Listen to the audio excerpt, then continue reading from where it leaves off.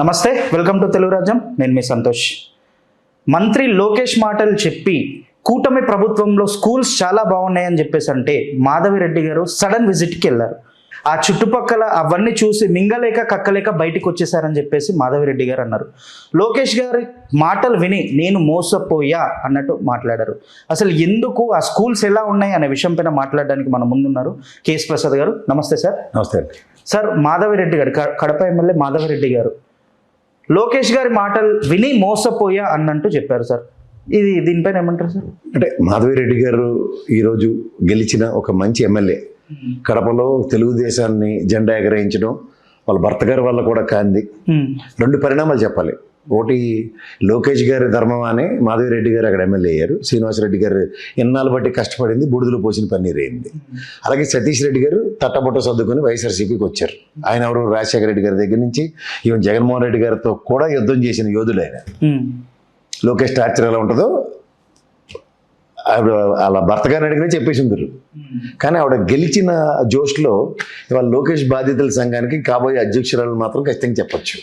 ఎందుకంటే క్లియర్, మీరు ఒక తెలుగుదేశం 164 మంది గెలిచిన ఎమ్మెల్యేల కూటమిలో ఉన్న మీరు లోకేష్ గారి దాకా ఎందుకమ్మా? మీరు ఇంతకన్నా ముందు అనితమ్మ గారు వెళ్ళి భోజనం పట్టిన అన్నం తిందామని వెళ్తేనే అందులో బొద్దింకలు తిమింగలలు అన్నీ చూసింది ఆవిడ. ఇంతకన్నా ముందు మనం ఎన్నో మాధ్యమాల్లో చూస్తున్నాం, చిన్నపిల్లల మీద వాళ్ళు అన్నాలు తినలేక రోడ్ల మీద వేసేసినవి, ఇవన్నీ మనం గమనిస్తూనే ఉన్నాం.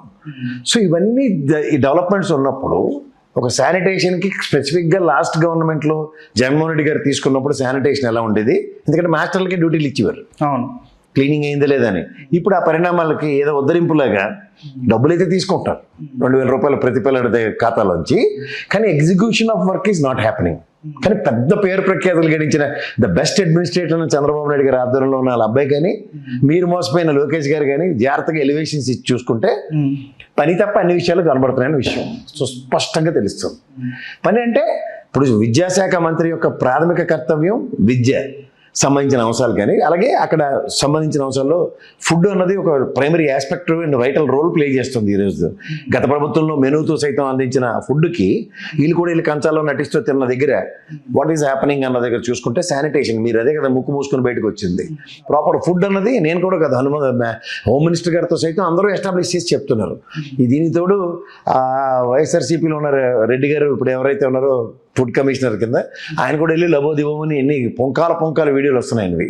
ఎక్కడ ప్రాపర్ గుడ్లు ఎన్ని కొనాలంటే అన్ని కొనకుండా, ఏ లెక్కలు తేలకుండా, కనీసం టమాటాలు అక్కడ కుప్పలు పోసేస్తున్నారు రోడ్డు మీద, ఎత్తుకొచ్చినా టమాటా పొండి పెట్టచ్చు వాళ్ళకి.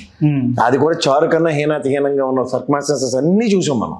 చూసి అంచేత మీరు సంభ్రమాశ్చర్యాలకు గురి ఆనందభరితమైన సిచ్యువేషన్ లోపలికి వెళ్ళి ముక్కు మూసుకుని బయటకు వస్తే ఆబ్వియస్లీ మీరు లోకేష్ గారి బాధ్యత సంఘానికి అధ్యక్షురాలను మాత్రం ఖచ్చితంగా మీకు మెచ్చి మేకతో లేస్తాం. మీకు చూడు అక్కడ ఆదినారాయణ రెడ్డి కూడా వీరతిలకం దిద్దుకొని రెడీగా ఉన్నాడు.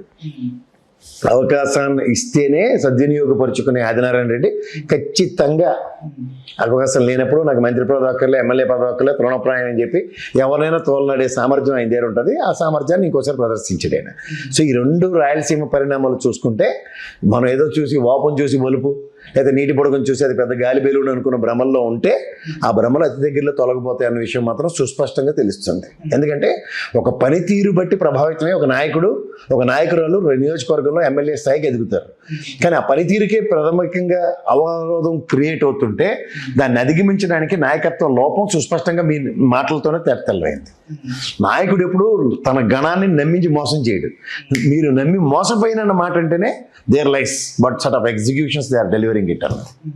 అంచేత శంకర్లో పోస్తేనే కానీ తీర్థం అవుదన్నది మేము ఎప్పటి నుంచో మొత్తుకుంటున్న దానికి మీలాంటి వాళ్ళు తోడే చెప్పినందుకు మాధవిరెడ్డి అమ్మకి కృతజ్ఞతలే చెప్పాలి.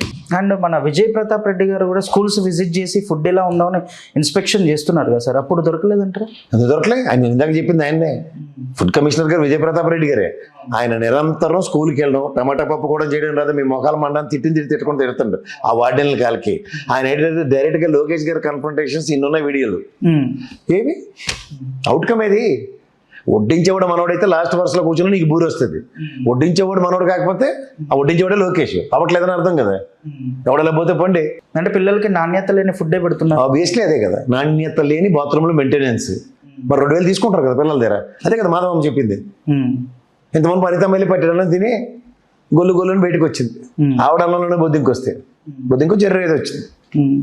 ఇట్స్ అంటే ఎలా సార్ ఎలా చేంజ్ చేయాలంటారు? ఎలా చేంజ్ చేయాలంటే గతంలో ఏముందో అది చేయాలి. నీకు తెలియనప్పుడు ఏం చేయాలి? Turn the page, learn the work అన్నారు. గతంలో ఏడు చేశారో దాన్ని భిన్నంగా హెడ్ మాస్టర్ గారిని మాస్టర్ని ఫోటోలు తీసి బాత్రూమ్ క్లీనింగ్ అయిందో లేదు చూసి శానిటేషన్ విషయంలో బాధ్యత హెడ్ మాస్టర్ గారికి అప్ చెప్పేవారు. ఇప్పుడు ఏది గాలికి వదిలేశారు. వదిలేస్తే ఎగ్జిక్యూషన్స్ ఎక్కడ ఉంటాయి? శానిటైజ్ అనేది చాలా ఇంపార్టెంట్ అంటారు. చాలా ఇంపార్టెంట్ కదా. ఇప్పుడు ఎందుకు హైజీనిక్ గా బాత్రూమ్ లేకపోతే వెళ్ళి వస్తే అడ్డమైన రోగాలతో సవాలు జీవితాలు.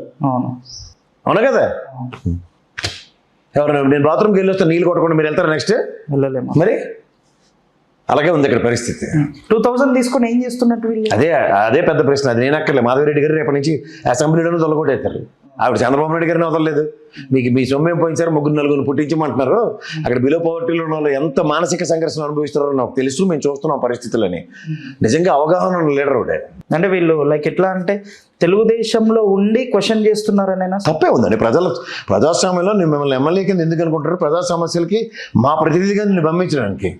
ప్రజా సమస్యలు ఎవరు మాడిపోతే ఇంకెవరు మాడతారు? ఎమ్మెల్యే బాధ్యత నిర్వర్తిస్తుంది. We need to appreciate her. Adinarayana Reddy garu కూడా ఎమ్మెల్యే పదవిని రాజీనామా చేస్తా. దరిద్రం వెళ్ళిపోద్ది, నష్టం లేదు అక్కడ. దేనికి సార్ అది? ఏం ఉపయోగం వాళ్ళు? ఆదినారాయణ రెడ్డి వాళ్ళు ఎవరికైనా ఉపయోగం ఉందంటే చెప్పండి. ఏంటక గొడుగు పట్టుకు తిరిగే బ్యాచ్, ఇసుక మెట్లన్నీ భూస్థాపితం చేసిన సామర్థ్యం ఉంది అతని దగ్గర. అంటే అది యాక్సెప్టెడ్ అంటారా సార్? ఎట్లా ఎవరికి కావాలి? 124 గెలిచి ఉన్నారు. ఆనాడు 2001లో కేసీఆర్ గారు రాజీనామా చేస్తేనే దిక్కులేదు వాళ్ళకి. తర్వాత జరిగే పరిణామాలు కాలం నిర్ణయిస్తుంది. ప్రస్తుతానికి అధికారం అనే దర్పం వాళ్ళ దగ్గర ఉన్నప్పుడు దేన్ని ఖాతరు చేయరు. అదే తెలుగుదేశం కొన్న గొప్పతనం. అధికారం ఉన్నప్పుడు వాళ్ళ కళ్ళు నెత్తి మీద ఉంటే తుప్పు తూలిపోతారు. ఎవరిని కేర్ చేయరు. కేసీఆర్ గారు లాంటి వాళ్ళనే కేర్ చేయలే. దాని పర్యవసానం చూశారు కదా. రబ్బర్ బీట్ జరిపేశారు తెలంగాణలో. తెలుగుదేశం ఉండేదట అని చెప్పుకునే పరిస్థితి వచ్చింది. అదే పరిస్థితి ఉంటుంది ఎప్పుడైనా సరే. ఎప్పుడైనా సరే గతి కట్టుకుపోద్ది. Right. Thank you sir. Thank you so much. Hello, Telugu రాజ్యం ఛానల్ చూస్తున్నారా? సామాజిక, రాజకీయ, జీవన చిత్రణే తెలుగు రాజ్యం. అతిశయోక్తులు, అసత్యాలు ఉండవు. రాజకీయ కోణం కాదు, ప్రజా కోణమే కొలబద్ద. తెలుగు రాజ్యం వీక్షణ మీ ఉత్తమ అభిరుచికి నిదర్శనం.